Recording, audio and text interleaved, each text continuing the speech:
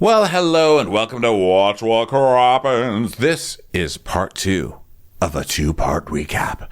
If you're like, hey, wait a minute, I didn't hear part 1. Guys, it's because we put out a lot of recaps. Go back and listen to part 1, okay? It's before this one. Bye. Enjoy the show.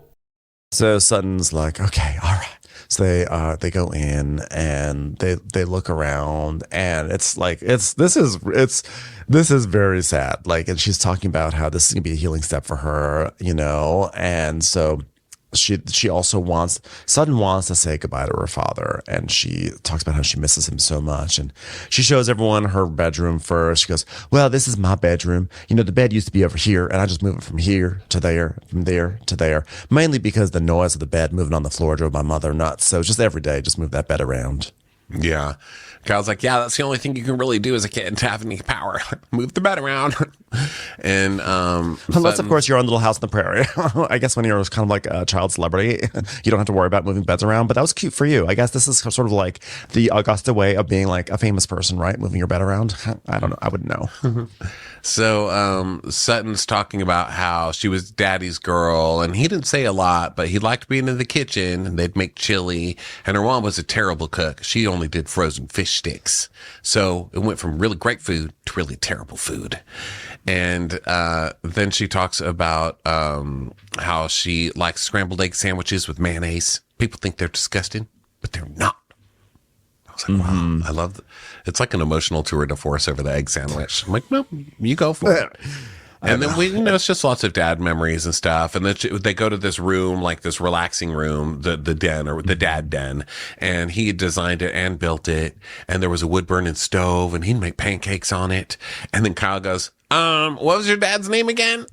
Kyle, just be quiet. You know what I mean? Like, who says that? Like, you should know that. Just be you should quiet. know. And then Sutton goes, Jaunty, kind of the most basic name you could get. Is it hard to remember, Kyle? John?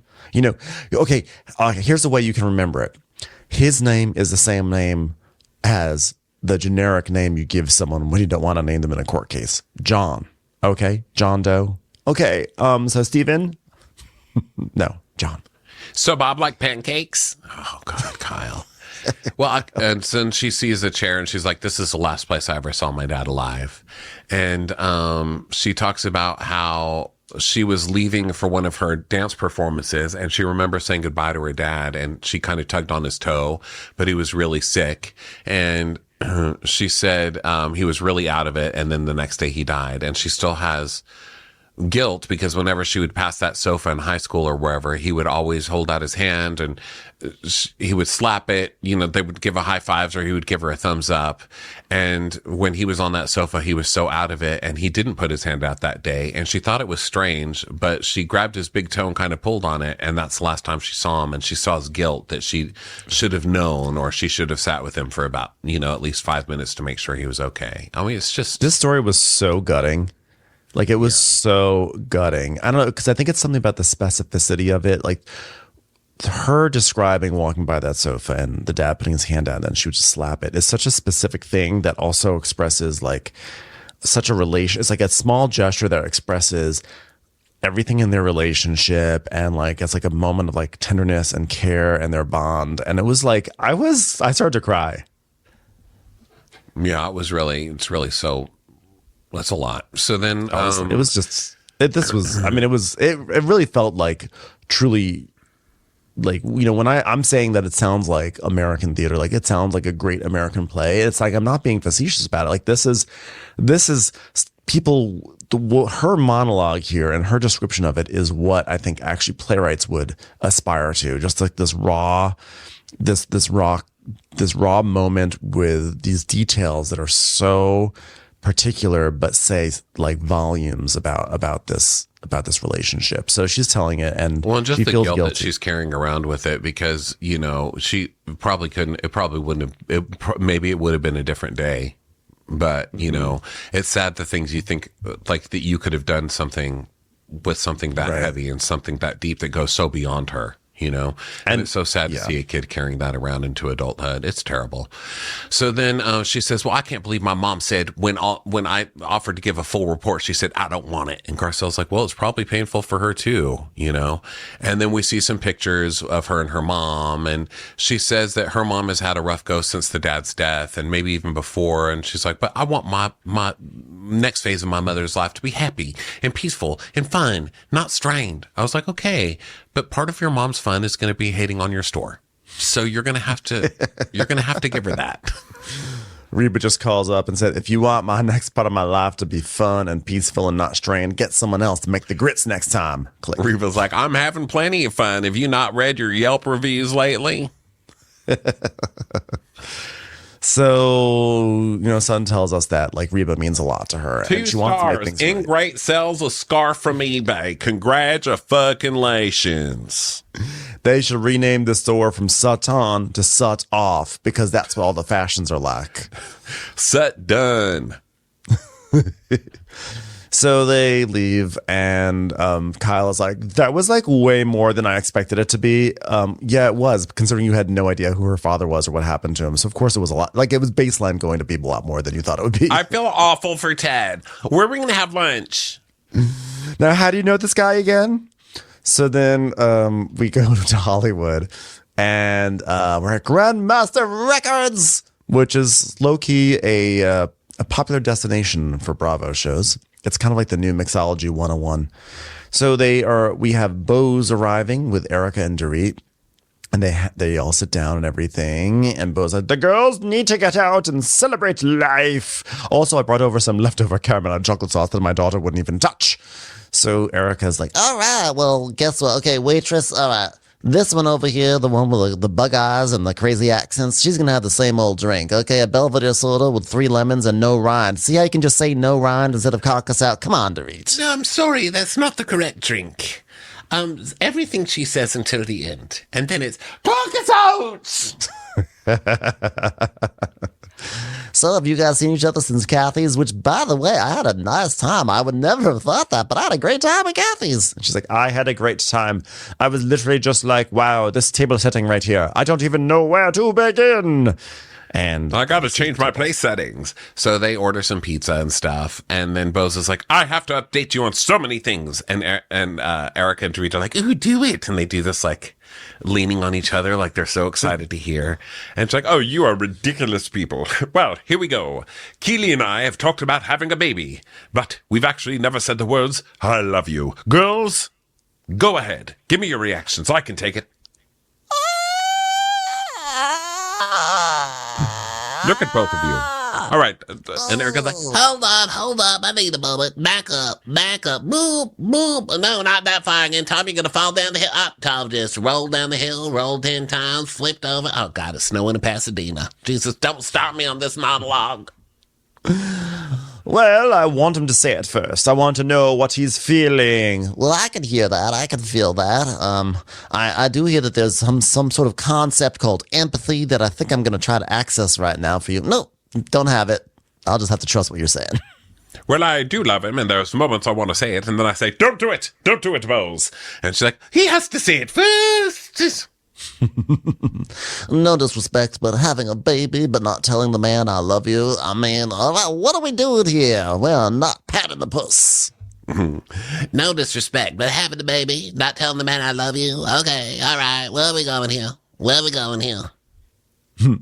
So Erica is like, so what do you think is going on? She goes, well, I think it's as simple as saying, Keely, do you think it's weird that we haven't said, gee, I love you to one another? Do you think it's weird that you haven't offered to share some Pringles with me in all of our time together, Keely? Keely, isn't it weird that every time I go to the store and say, could you please bring me back some green juice, you come back with bags of marshmallows? All right, Dorit, I think you sort of lost the course there. Bose, how about you say, Keely?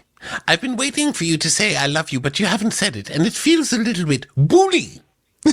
Little jabs, bully. And she's like, I'm not saying any of this, okay? She goes, no, well, I don't want him to be like, oh, but I love you too. And then I feel like I made him say it. And Erica's like, okay, don't do what she said, all right? That's not a good idea. Don't force the situation.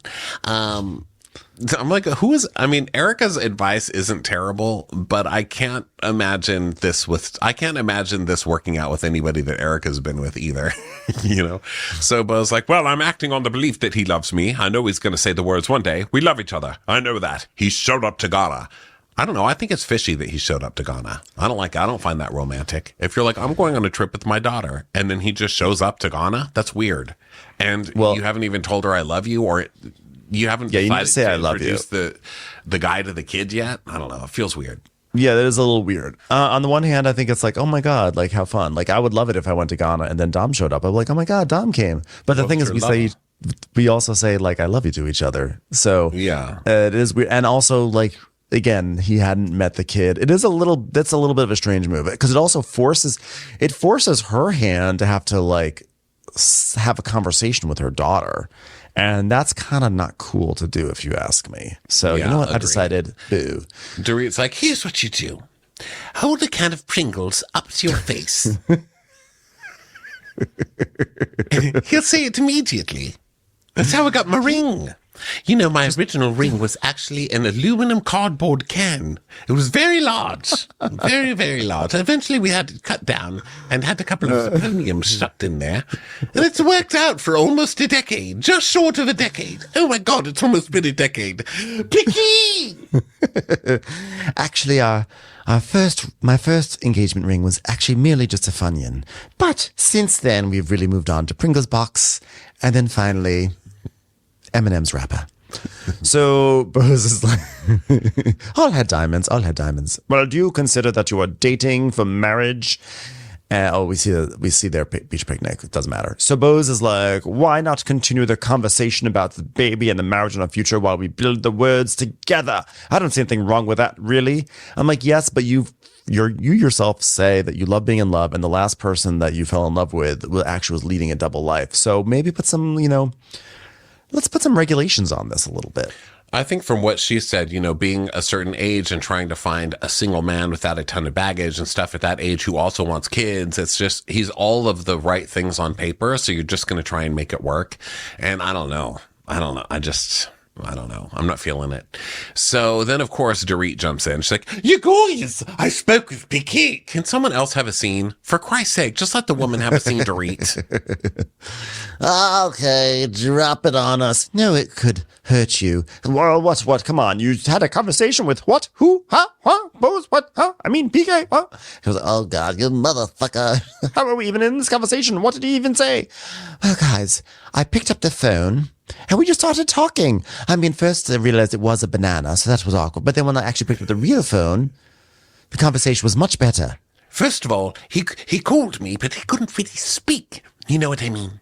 So I said, Piquet, pretend I'm a bagel. And he said, I'd like nothing more than to toast you, butter you up, and swallow you whole. I said, we're back in business, baby. So it was like we were friends. It was just like the old days of me, PK, Boy George hidden in a room that we said had black mold. It was just the old days. And Bose was like, that's a lie. It's a lie. I mean, where is my lipstick? Now, it's funny because Bose recognizes the bullshit with PK, but can't see that there may be some bullshit happening with Keely. And vice versa. Well, I mean, that's so normal, though, too, right? You can't see it when it's your own life. I mean, I can call out everybody on Bravo, but then I date the worst every single time. I'm like the worst at it. So, I think it's easier to see when you're not in it, unfortunately. Yeah. But yeah, stupid Dodo Dorit is like, oh, well, I was talking to him, and there it was, the father of my children, the man I believed no longer existed. On the phone with me. I'm like, oh yeah, because he knows because Kyle went back and told him that your ass is going to get serious, and everybody told you to go after his ass because they know that 10 years is coming up, and so now he's going to call you and try and sweet talk your ass so he can screw you over before the time limit. Come on, man. Exactly. Yeah. So Dorit's like, I don't want you to get confused, Erica. I mean, this was not a reconciliation. This was me saying, there he is, the man that I used to love, who I still love, and I want to get back together with him. But it's not a reconciliation. This was just very much, I asked him, I said, I need you to just slow down a little bit and let's just communicate. We can't be at war and the kids be okay, PK. And Bose is like, this is about you, not about the kids. You're asking him to slow down because you want to catch your breath. It's not about the kids. She's like, well, you're absolutely right, but you need to understand. Catching my breath is about the kids. Guys, I want to explain it so it's not confusing. Can you keep up? Baby boy, let me catch my breath. Make some noise. Let me catch my breath. Make some noise. Let me. Oh, boy. All right, stop. Please. Don't bring Beyonce into this. I'm trying to ask where you ended up, not asking what your favorite Beyonce song is. So, well, the conversation was a hell of a lot better and different than I thought it would be. I was like, gee. And Bose goes, well, it feels like a trick. A trick? No, that I can guarantee, because he's not that person. He's not a tricky person. It's not like he has debts from casinos or Pantones he hasn't paid for.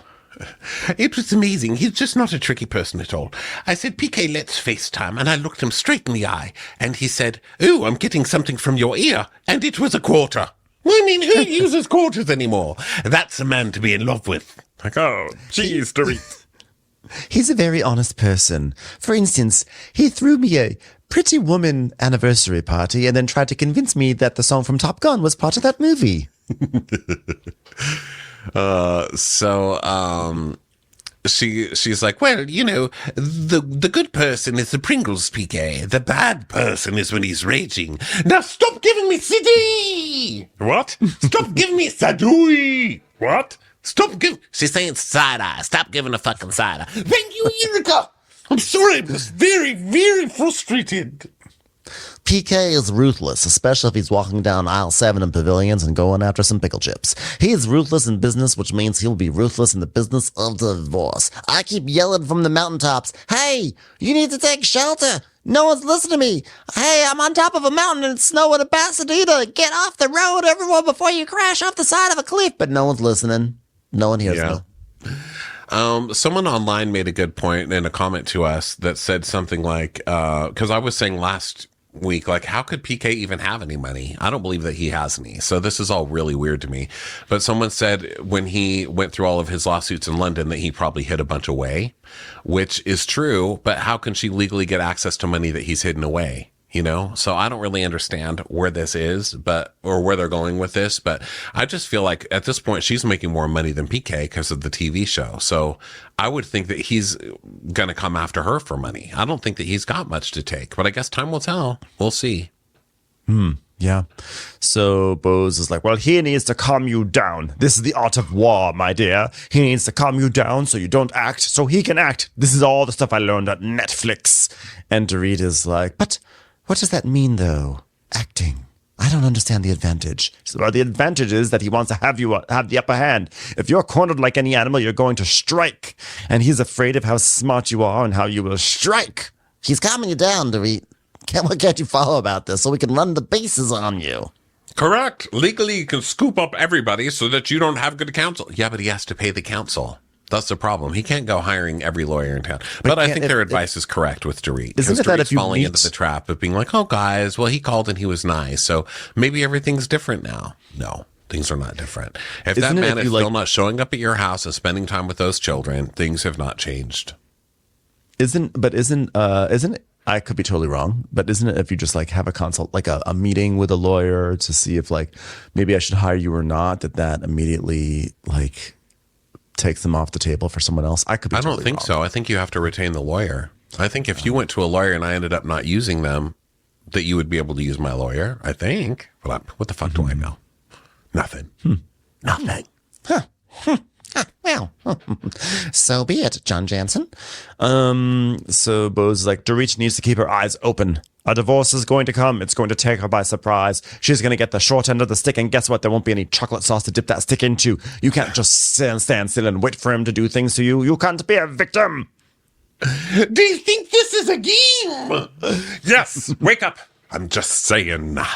She's like, whoa, holy shit. I loved her. I loved Bose being like, I love Bose yelling, wake up at Dorit. Wake up. It's great. Snap out of it. Wake up. Wake up. It's time for a commercial. It's time for a Crappens commercial. let's go back to the sleepy streets of Augusta, Georgia, shall we? So Sutton FaceTimes Reba, and she's like, "Huh, do you have that Parmesan cheese?" Oh, because Sutton is in the kitchen, but Reba's in her house out back. So she FaceTimes her to be like, "Do you have Parmesan cheese?" And Reba's like, "Now, see, I couldn't open up your messages about the ingredients, mainly because I saw your name attached to it. And I said, I don't want to deal with my daughter right now. I'm having a good day. So why don't you go into the kitchen and look at the ingredients and see if you need anything?" And she goes, "Okay, mother, I'll see you soon." Well, why are you asking Reba to do it? Call Instacart. I mean, and you have Avi. Why isn't Avi doing it? You have Avi. So then Kyle sits in her bed and calls Kathy, and Kathy's like, "Oh, hi, I'm just going outside. It's so beautiful. I had dinner with the girls, and the other, oh gosh, did you see the flowers? I had those flowers made." She's like, "Kathy, you're on FaceTime. You need to stop holding the phone up to your ear." She's like, "Oh, we're sorry. Sorry, Kyle." Sorry, Kyle. And now she holds it above her head. I was like, "Okay, well, now I can see the top of your sun hat." So, by the way, Mo and Portia leave today for Europe, and because he's going to take her on that trip, and he's just like dropping her off, like a guided tour where they're chaperoned. And then he like goes off for like 4 days to like Switzerland and like a meditation thing, and he goes off to meet like PK and Saint Tropez. And Kathy's like, "Okay, that's great. Well, I do that every weekend, so it's not so surprising to me. Have a great day." Go, that's great to be all meditative and everything. So, yeah, they're gonna like party and everything. Wow. So then Garcelle is on the couch with Junebug, and Junebug's just staring at Garcelle. She's like, "Well, hello. Where's your mother? Why are you staring at me?" "Sutton, all right, let's go find your mother. You're making me very uncomfortable." The dog's just like...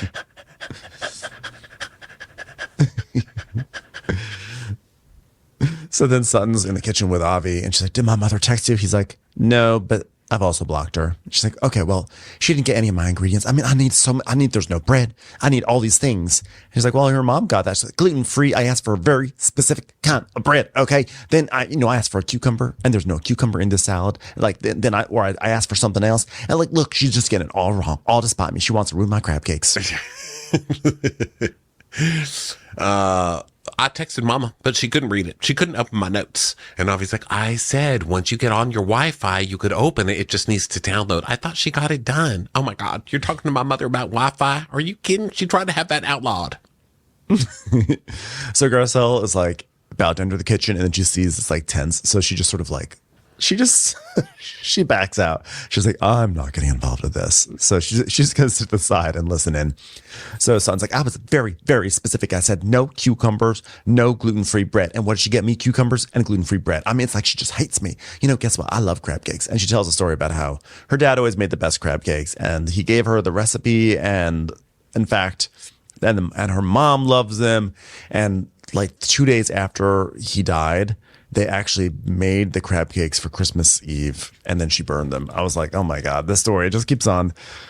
Like the burnt crab cakes on Christmas Eve. But the fact that they even had the Christmas Eve, I mean, I get that you were probably just, trying to move on, but that is just, can I just say that's so Southern to be like, Christmas must go on. Everybody get their dresses on and we shall have crab cakes. Sutton, do them. Well, Sutton failed, everybody. Let's just enjoy this Christmas. It's like, well, geez, my God, that was the next day. And then Sutton's like, "We have to have iceberg lettuce." I was like, okay, you are totally unraveled right now because no one is screaming that unless you're making a wedge. Yeah. So then Kyle goes to check in on Garcelle, and Garcelle's like, "Oh God, Sutton's a little stressed out. I don't know how it's going to go." She's like, "Well, I told her, have zero expectations. This is about getting it off her chest, whatever it is. I'm not even sure what this is about, but like, her mom is 82 years old. I wonder if I'll ever get to meet her, by the way. I love that lady who's downstairs, though.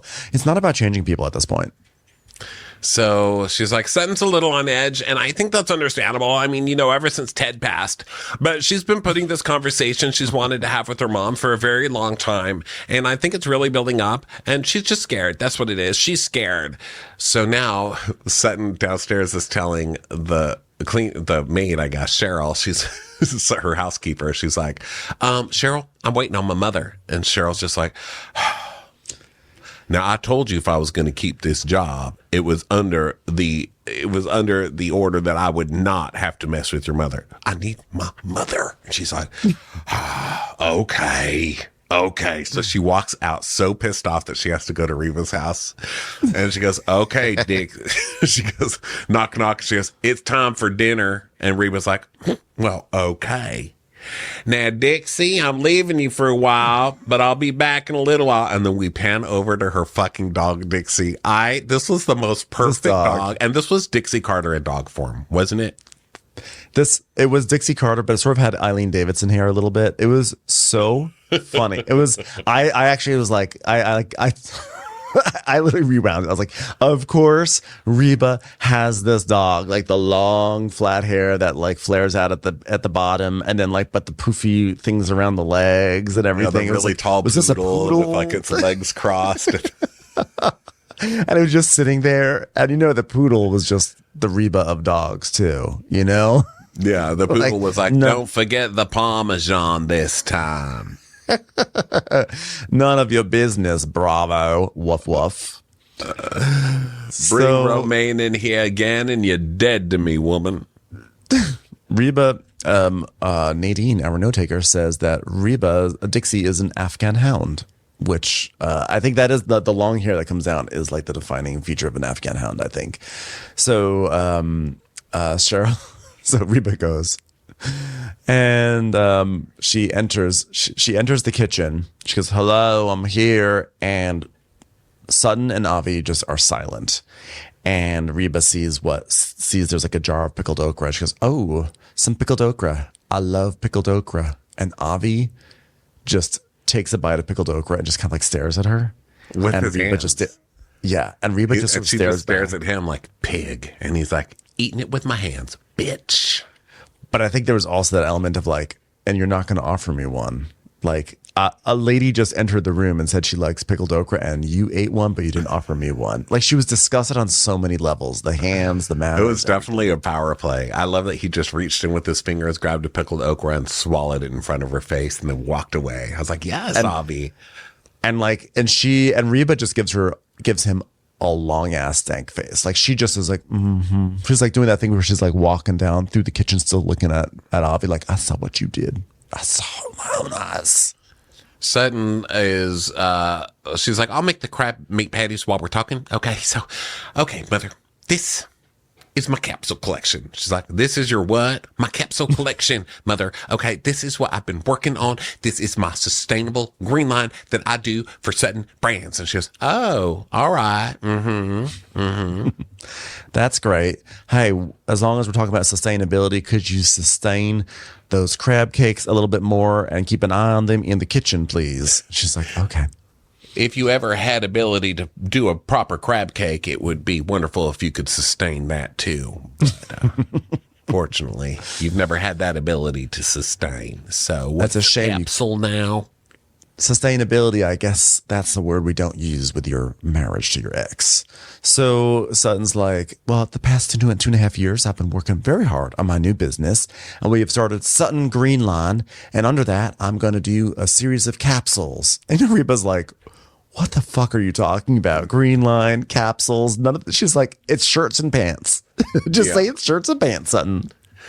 Well, for all my life, I've been wanting to acceptance from my mother. And she was always a career woman, and I'm so proud of her. I just want it to be reciprocated. So Reba's rubbing her fingers on this like kind of plasticky skirt thing. And she goes, is this real? She goes, yes, mother, it's real. Like real saran wrap or real, mother, it's just real. As in animal skin or pencil erasers. What is this supposed to be? It's real, mother. Stop touching it. No, I didn't mean are the materials real. I meant, is this real or is this a joke? Like, this is what you're proud of, that you brought a trench coat into my house?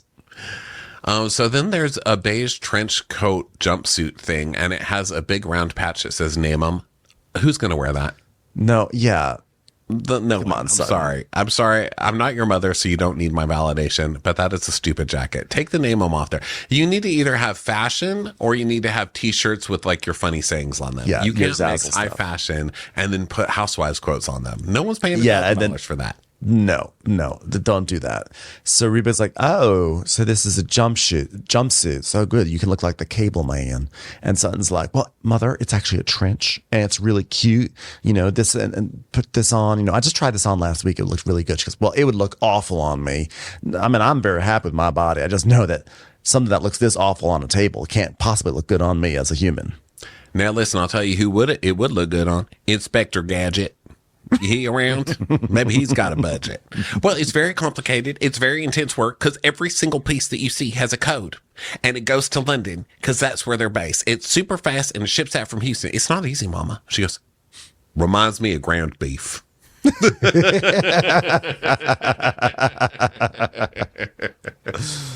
You know, ground beef is labeled made in the U.S. It's not. It's made in Cuba.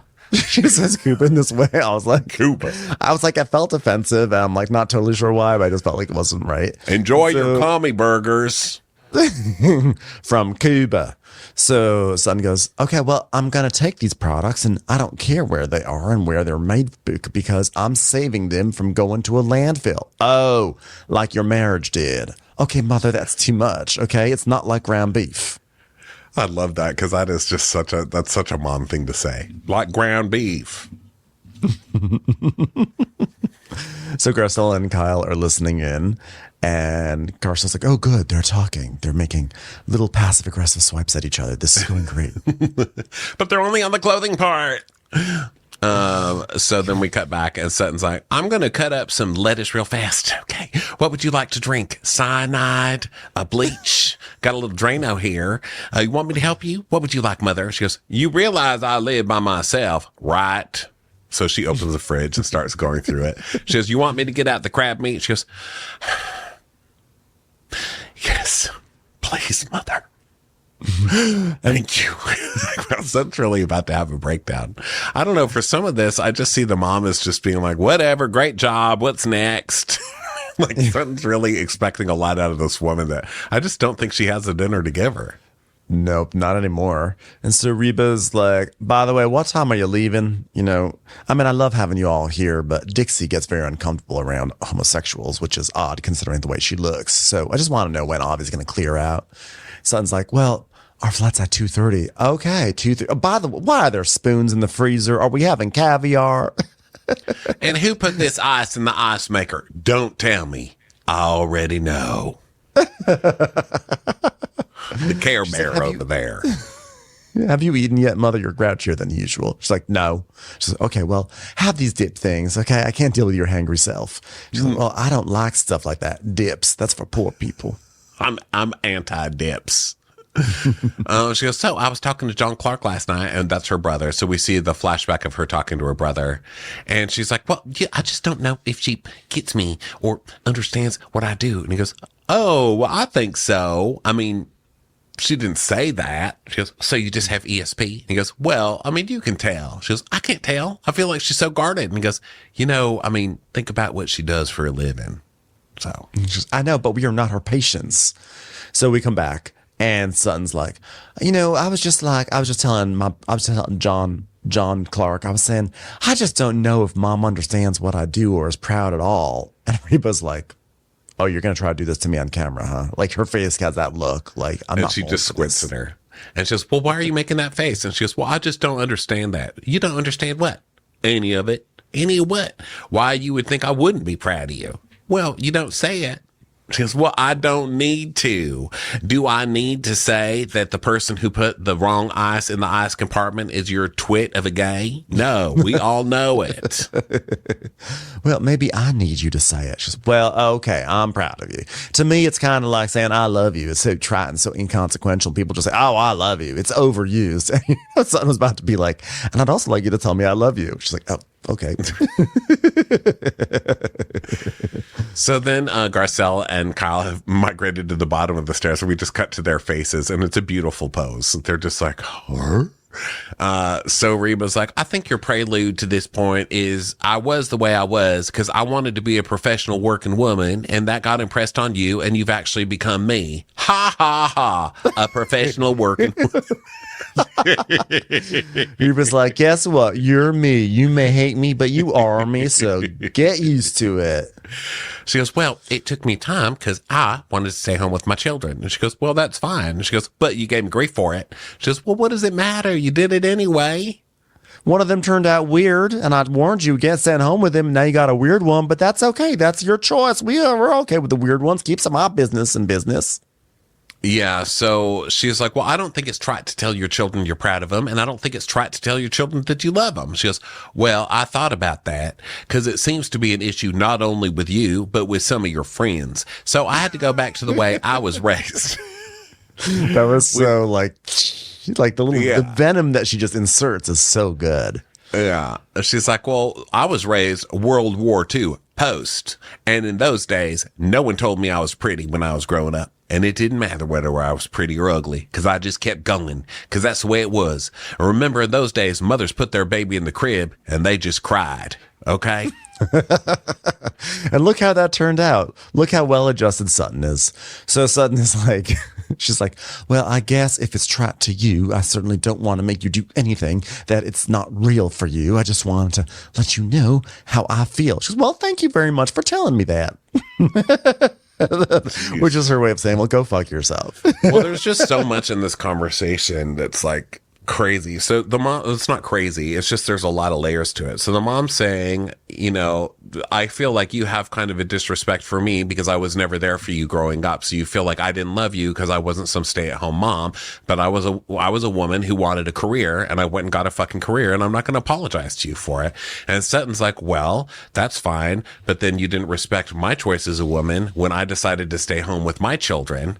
And she's like, but I did respect it. And she's like, no, you really didn't. You've never respected me ever since then. And you don't consider my career real because it wasn't my original career. I came up with it after I raised my children. So a lot of this is beyond even mothering, you know, it's just like a womanhood argument. It's so which has been going on forever. I mean, there's just so many layers to it. And it's actually pretty fascinating. I would love like even more episodes of this, just listening to these two kind of go at it and peeling back what it really is. This was like the Southern Gothic version of like the Monica and Linda scene from Salt Lake City. Oh no, theirs was all fake. No, theirs was like the trashy version of this, right? But it was like very compelling to me because they have all this baggage between them. And now we're seeing the baggage here, but this is like that Southern, like, we don't talk about those things kind of things. And so, whereas Monica and Linda was the opposite, where it was like, oh, we actually overshare all this bullshit. So Sutton is, I just loved this. It was just so cold when Sutton is like, well, I just wanted you to tell him, I don't want to make you say something that you don't feel comfortable saying, but I just wanted to let you know how I felt. And the mom just being like, oh, well, thanks so much for sharing that. Like, do you feel better now? Do you feel better now that you've said that? Okay, thanks. She's like, well, I have my show and I'm doing a fashion show for this capsule and it's a very, very big deal for me, you know, and I know you don't like to travel, but it would be great. She goes, I don't mind traveling. Okay, well, you tell me that you don't want to.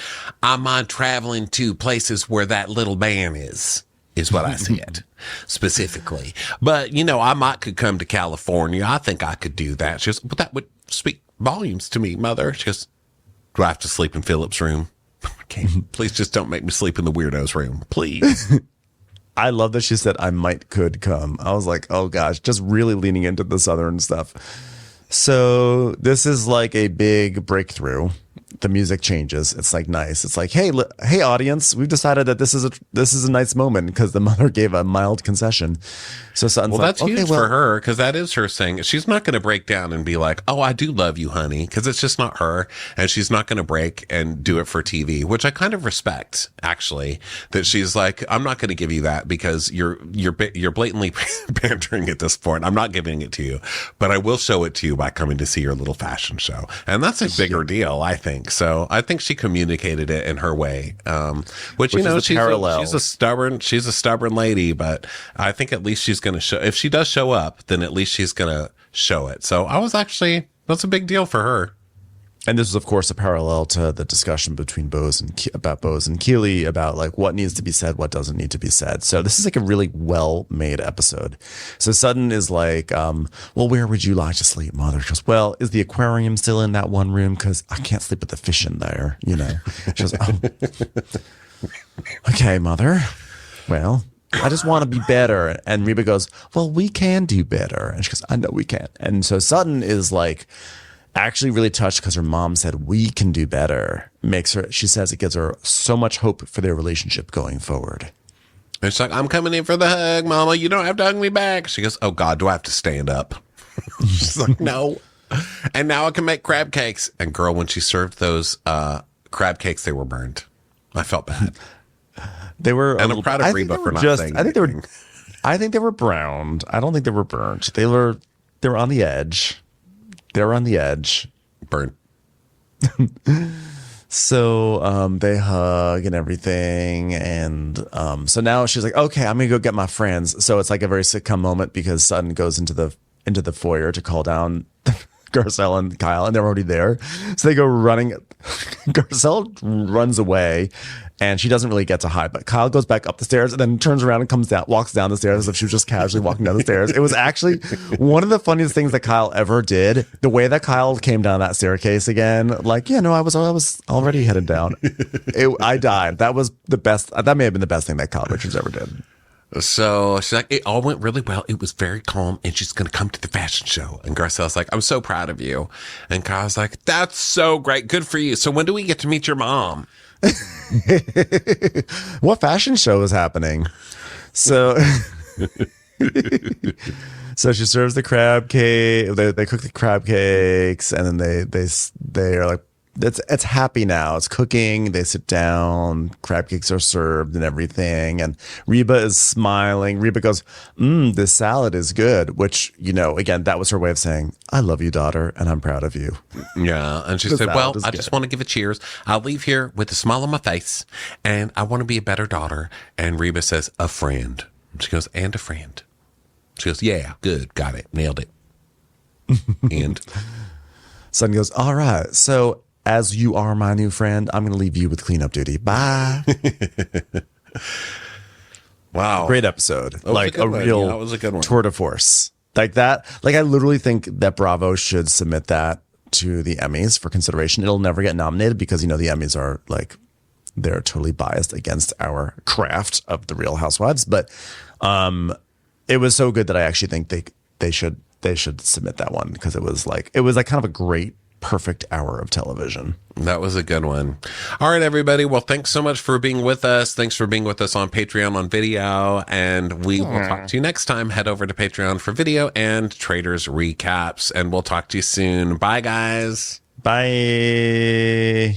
Watch What Crappens would like to thank its premium sponsors. Ain't no thing like Allison King. Our way is the Amber way. It's the Foster and the Furious. It's Amanda Foster. It's always automatic with Ashley Auto. Ashley Savoni, she don't take no baloney. Put your hands together for Carly Clapp. Catherine DiBernardo has our hearto. Get on the right foot with Chrissy Offutt. Dana C. Dana Do. We never miss her call. It's Diane Call. Erin McNicholas, she don't miss no trickolas. Jamie, she has no last namey. You'll never hide from Heidi Eleanor Jones. I go, you go, we all go for Hugo. Hava Nagila Weber. We could all learn from Jennifer Kearns. She's our kind of mess. It's Jennifer Messer. Sip some scotch with Jessica Trotch. Knock, knock, knocking on Katie Mannock's door. She's our favorite streamer, Caroline Peacock. Kristen the Piston Anderson. Get a bee in your bonnet with Lacey B. Bringing the funk, it's Leslie Plunkett. She gets an A from us. It's Lindsay D. Let's give a kisserino to Lisa Lino. Fresh as a daisy, it's Maisie McEnTerror. We love her on the rocks, it's Melissa Cox. Megan Berg, you can't have a burger without the Berg. This is Livin' with Michelle Vivian. I love ya, Olivia Williamson. Tastier than Flanderson, it's Rachel Manderson. She sure is swell, it's Raquel. Yes, we canna, it's Savannah. Cast a spell with Shannon Spellman. Let's share with Sharon Eldridge. The Bay Area Betches. Betches. And our super premium sponsors. She's VVIP. It's Amanda V. Somebody get us 10 cc's of Betsy MD. She's got a leg up. It's Beth Ani. We're taking the gold with Brenda Silva. Let's get real with Caitlin O'Neill. Don't get salty with Christine Pepper. Can't have a meal without the Emily Sides. Who, what, why, where, and Gwen Pentland. It's our queen. It's Queen Laifa. Nobody holds a candle to Jamie Kendall. Know your worth with Jason Kurth. We got our wish, it's Jen Plish. She's not harsh, she's Jill Hirsch. She's a little bit loony. Junie. My favorite Murdo, Karen McMurdo. We love him madly, it's Kyle Pod Shadley. We're ride or die for Lisa Ryder Barron. She's a whiz, it's Liz Sarthy. Always killing it, it's Lola Alkalani. The incredible edible Matthews sisters. She eases our woes. It's Melissa St. Rose. Give him hell, Miss Noel. She's the queen bee, it's Sarah Lemke. Shannon, out of a cannon, Anthony. Let's take off with Tamla Plain. She ain't no shrinking Violet Kuchar. We love you guys.